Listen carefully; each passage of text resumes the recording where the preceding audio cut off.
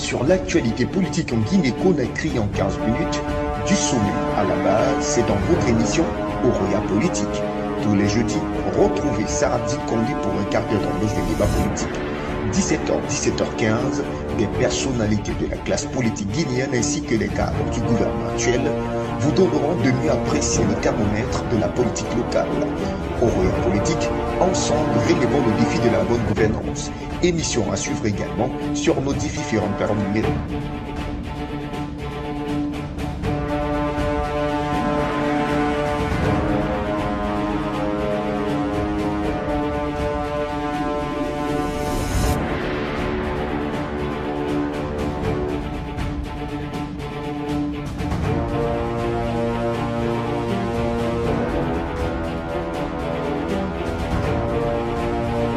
Chers téléspectateurs, bonsoir, bienvenue dans votre émission Oroya Politique. Vous le savez, c'est une émission qui vous permet de retracer toute l'actualité socio-politique et administrative de notre pays.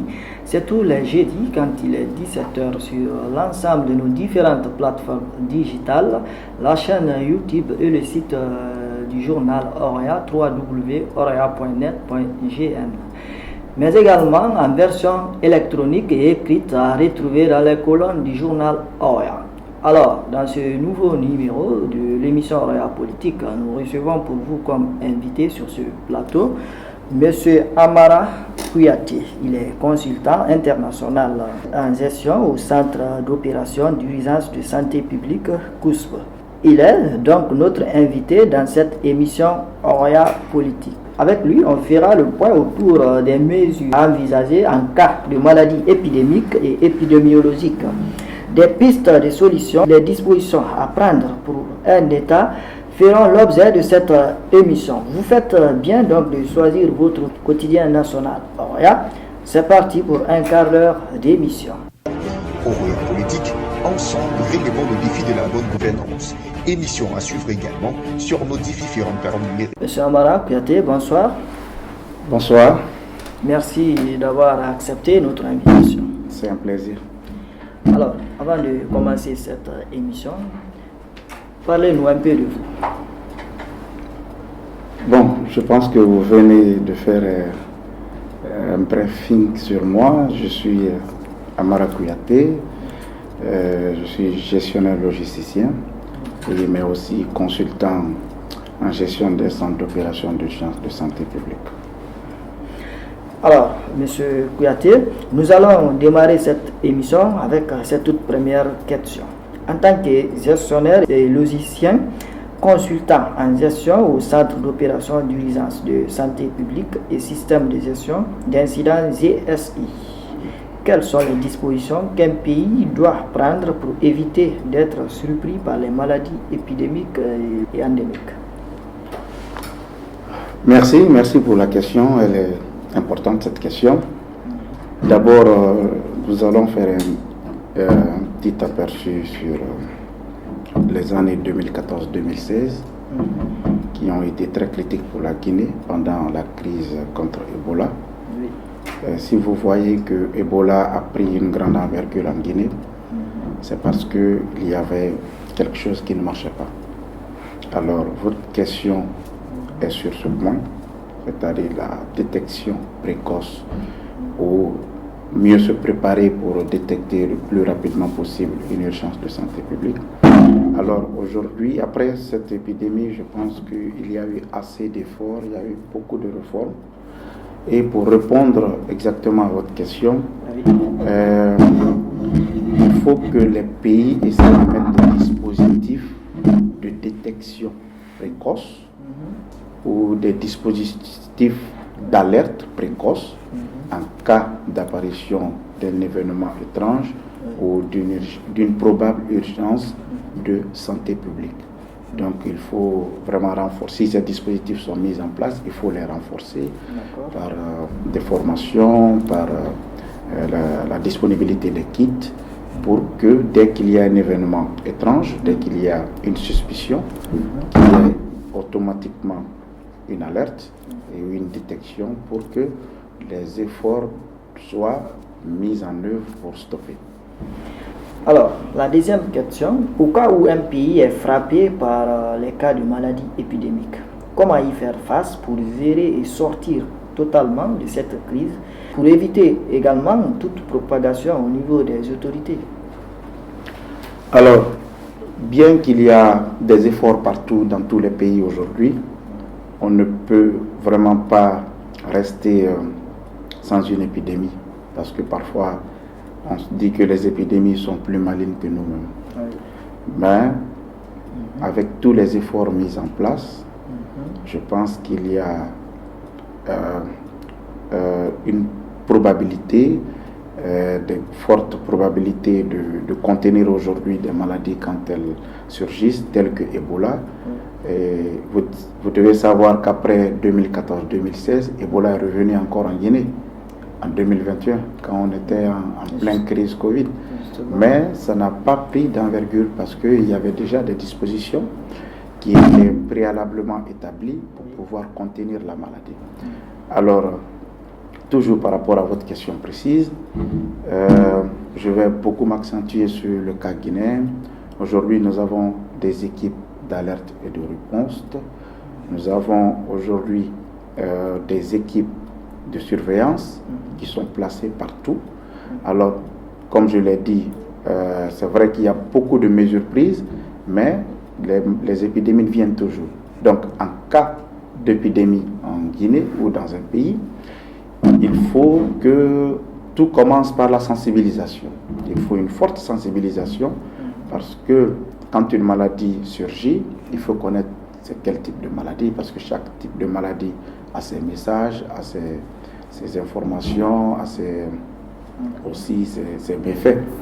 Donc tout commence par la sensibilisation et ensuite il y a la mise en œuvre des différentes politiques et des stratégies qui ont été élaborées par les autorités sanitaires pour contenir les maladies qui surviennent et beaucoup d'autres choses telles que des équipes d'intervention rapide qui sont formées et qui sont disponibles 24 heures sur 24 pour être déployées en cas d'urgence. Alors, quel système de politique sanitaire, vous, en tant qu'expert, proposez-vous à l'État guinéen pour renforcer ce secteur primordial dans la vie d'une nation? Bon, je voudrais vous informer que la Guinée est l'un des pays qui a un très bon système, sanitaire, de politique sanitaire, parce que nous avons connu vraiment de très bons cadres, d'excellents cadres qui sont passés. Il y a encore d'excellents cadres qui sont là, qui sont au ministère de la Santé. Et quand vous vous rapprochez du ministère de la Santé, vous verrez qu'il y a assez de documents qui sont élaborés et une très bonne politique sanitaire. Ce qu'il faut juste ajouter, c'est la mise en œuvre de ces politiques, la mise en œuvre vraiment de ces politiques et aussi créer des conditions, bien sûr, créer des conditions. Et le primordial, c'est les fonds. Il faut vraiment que l'État pense à mettre un fonds à la disposition du ministère de la Santé afin de pouvoir mettre en œuvre sa politique sanitaire. Il ne suffit pas d'attendre qu'il y ait une épidémie, une maladie, mais il faut beaucoup d'autres actions avant qu'une maladie ne vienne nous surprendre. Donc, pour répondre à ça, il y a une très belle politique qui est là, juste que la mise en œuvre qu'il faut renforcer. Je ne dis pas qu'il n'y a pas de mise en œuvre, mais il faut renforcer. Justement, par rapport à cette question, les dispositions, en prenant ces dispositions en amont, qu'est-ce que vous donneriez comme conseil? Les dispositions, après, je viens de parler de la disponibilité d'un fonds, parce que dans cette politique, il y a assez de dispositions qui sont préconisées, il y a des équipes qui doivent être formées, des équipes qui doivent être déployées, et ces équipes doivent être formées et aussi outillées. Et pour faire tout cela, il faudrait que l'État pense à mettre vraiment à renforcer le budget du ministère de la Santé ou mettre aussi des fonds d'urgence. Comprenez? Parce que il ne faut pas... tout est prévu dans les documents, mais la réalité sur le terrain, c'est autre chose. Donc c'est pourquoi il faut mettre tous les moyens à disposition pour que toutes ces mesures soient mise en œuvre sur le terrain afin que notre politique sanitaire soit vraiment perçue par tout le monde. Il faut passer de parole à l'acte. Bien sûr, il faut passer des textes maintenant à l'application des textes ou des documents. Bien. Alors, demain, si vous étiez nommé à la tête de l'Agence nationale de sécurité sanitaire, ANSS, dans le cadre de la gestion des crises sanitaires, quelle politique d'innovation imposeriez-vous? L'Agence nationale de sécurité sanitaire, je suis le fruit de cette agence qui a commencé déjà par la coordination nationale de lutte contre Ebola, qui a été mise en place pour lutter contre Ebola 2014-2016. Et ensuite, comme après Ebola, on ne peut plus continuer avec une structure qui porte le nom d'Ebola, l'État guinéen a pensé à mettre en place l'Agence nationale de sécurité sanitaire, avec à la manœuvre Dr Sakoba Keita, à qui je rends un grand hommage, parce que je suis le fruit de ce don.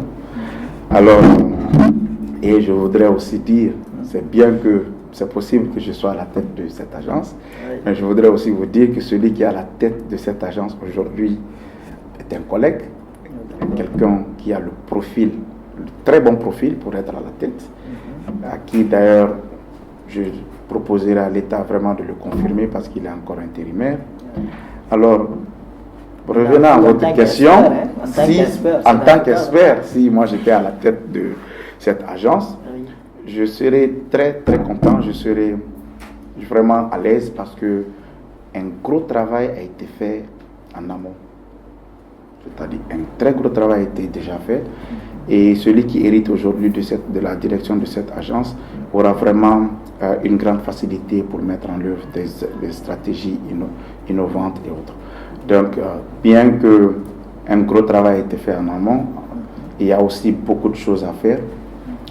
Il y a le call center, c'est-à-dire le centre d'appel qui existait avant, mais aujourd'hui qui n'existe pas, par faute de moyens. Comme je le disais tout à l'heure, on a une bonne politique sanitaire, mais les moyens manquent un peu parce que ce centre d'appel, le 115 que tout le monde connaît, a permis de détecter beaucoup de choses en Guinée.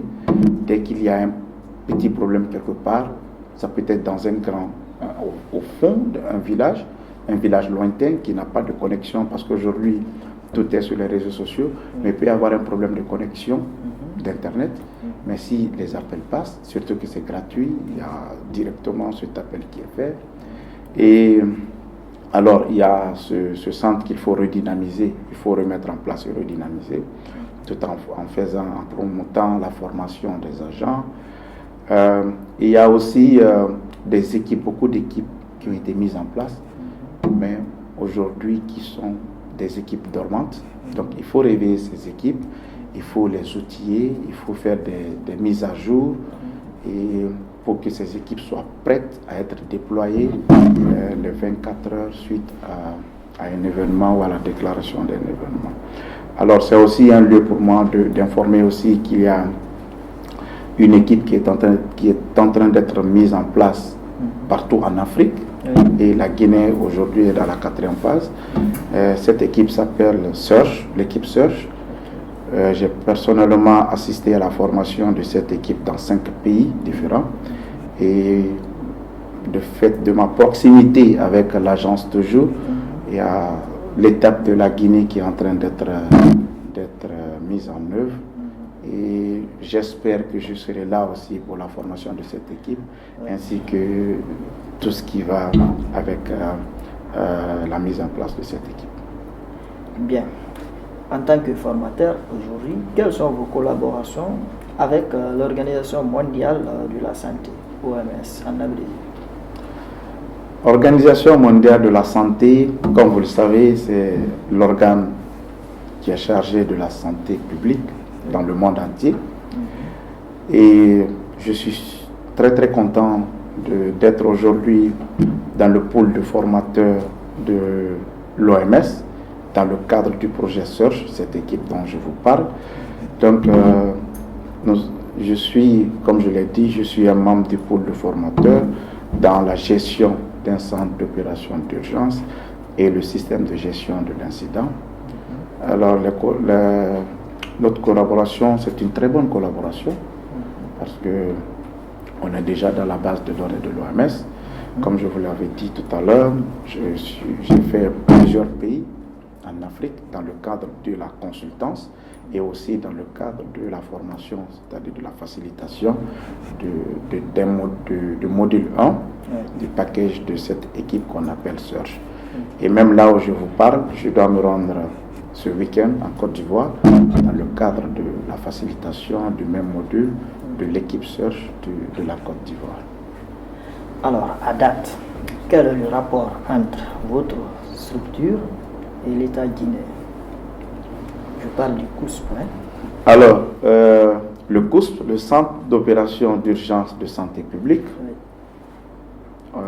j'aurais dû parler un peu de ce centre-là. En fait, c'est un centre physique, c'est un lieu, ça peut être un bureau, ça peut être un bâtiment, un centre quand même, où il y a un personnel affecté, un personnel formé, affecté, avec plusieurs compétences diverses. Et aussi, c'est un centre où il y a la coordination des différentes informations remontées de partout dans le pays, dans le cadre des événements ou dans le cadre des suspicions d'une urgence de santé publique. Mais c'est aussi le lieu de coordination de toutes les ressources qui sont mobilisées pour lutter contre un événement de santé publique ou une urgence de santé publique. Alors, le centre existe en Guinée ici depuis 2016 et le centre aujourd'hui est logé à l'Agence nationale de santé publique qui a un département de l'ANSS. Alors, ce centre fonctionne normalement et je pense qu'il y a quelques mois, il y a même eu la revue des documents normatifs de ce centre qui est une activité phare parce qu'il ne suffit pas d'élaborer des documents et que ces documents restent. Les situations changent, les contextes changent, donc il faut faire la revue de ces documents en fonction du contexte qui est là pour être mieux préparé au futur. Donc ma collaboration avec ce centre, elle est toujours intacte. Je suis toujours en contact avec l'Agence nationale de sécurité sanitaire, même si je n'y suis plus depuis 2 ans. Mais on ne sent pas que je n'y suis plus parce que je suis très fréquent là-bas et je continue toujours à collaborer avec des collègues de la NSS. En qualité de formateur des équipes d'intervention rapide, quels sont vos liens avec l'État guinéen dans le cadre de la sensibilisation? Votre centre, toujours. Alors, oui, comme je viens de vous le dire, je suis toujours en contact avec la direction de l'Agence nationale de sécurité sanitaire et d'ailleurs tout le personnel de l'Agence nationale de sécurité sanitaire.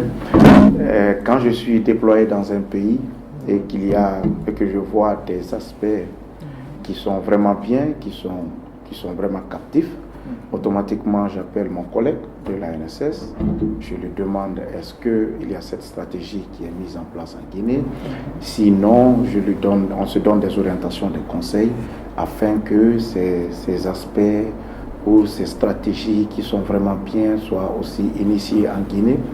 Et comme je vous l'ai dit, le projet Surge, le processus est en cours en Guinée. C'est un projet qui est initié par l'OMS et qui est en train aussi d'être mis en œuvre ou mis en place par l'OMS avec l'appui d'autres institutions telles que le CDC et l'Organisation ouest-africaine de la santé.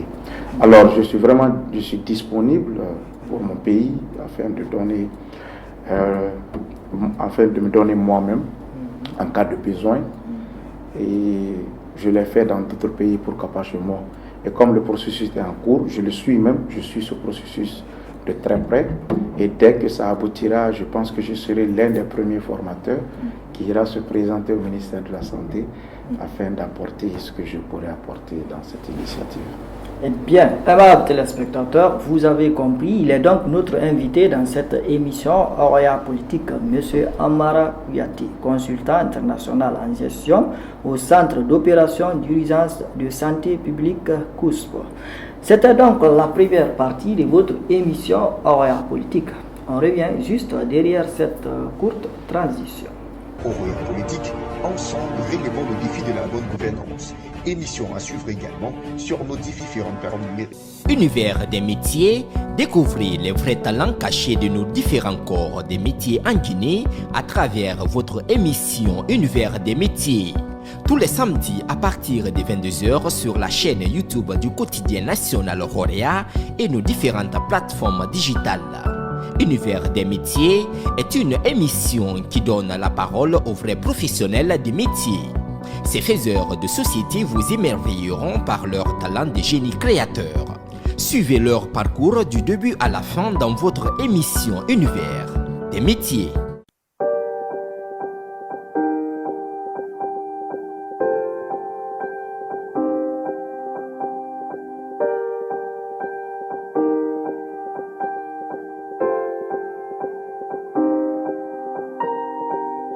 De retour ici sur ce plateau pour continuer votre émission Roya Politique.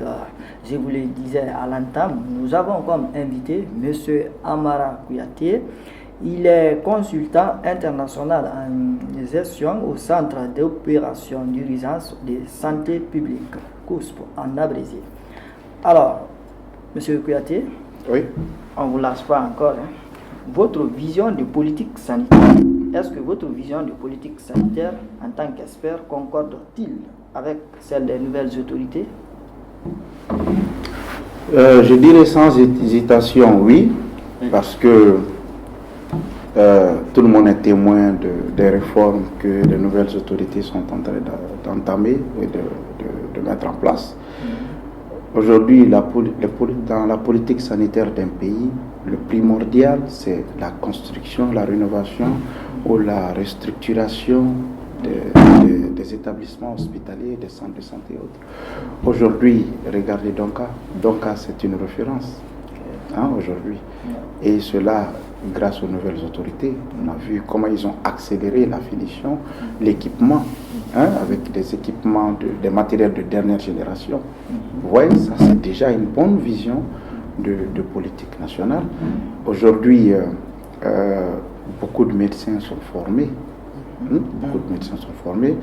Et pas plus tard que la semaine passée ou l'autre semaine, nous avons vu sur une grande avancée dans notre politique sanitaire par rapport à l'agrégation de 19 candidats sur 22 présentés par la Guinée. C'est une très grande avancée, ça. Et tout cela, c'est grâce à la vision des nouvelles autorités.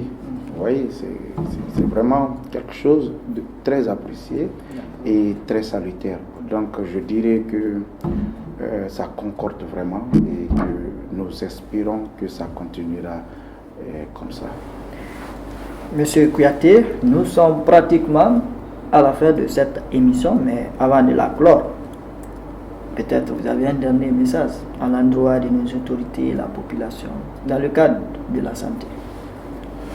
Oui, on a toujours un message à l'endroit des autorités et de la population. Je voudrais dire que malgré tous les efforts fournis par les États aujourd'hui pour être à l'abri des épidémies, il y a encore des efforts à faire. Il y a encore d'autres efforts à ajouter, d'autres mesures à ajouter. Parce que aujourd'hui, on a l'impression que les guerres armées diminuent, mais les guerres bactériologiques et microbiennes continuent. Alors, aux autorités de continuer à fournir beaucoup d'efforts, beaucoup de soutien au ministère de la Santé et les autres ministères sectoriels qui interviennent aussi dans le domaine de la santé publique, parce que ce n'est pas seulement le ministère de la Santé, et aussi aux autorités, à la population d'être très vigilante, de respecter les consignes et les mesures édictées par les autorités sanitaires du pays, parce que ce sont vraiment des experts qui se sont retrouvés pour trouver des mesures, des mots, des informations que nous, populations, devons accepter, adopter, pour que nous soyons épargnés de toutes ces maladies, ces épidémies, et aussi la salubrité, surtout la salubrité. Nous invitons vraiment la population à lutter contre l'insalubrité et accepter tous les messages, toutes les informations qui seront vraiment promulguées par nos différentes autorités. Monsieur Amara Yaté, je rappelle que vous êtes consultant international en gestion au Centre d'opération d'urgence de santé publique COUSP. Merci d'être passé sur ce plateau de l'émission Roya Politique. C'est moi qui vous remercie. Merci. Merci beaucoup.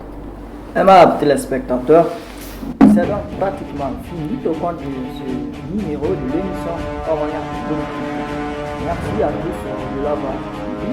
Il y avait derrière les caméras Aboubakar Kanouba, Suleiman Nef Kabara et Aïssata Touré. Merci à tous. On se donne rendez-vous la semaine prochaine. Bonsoir.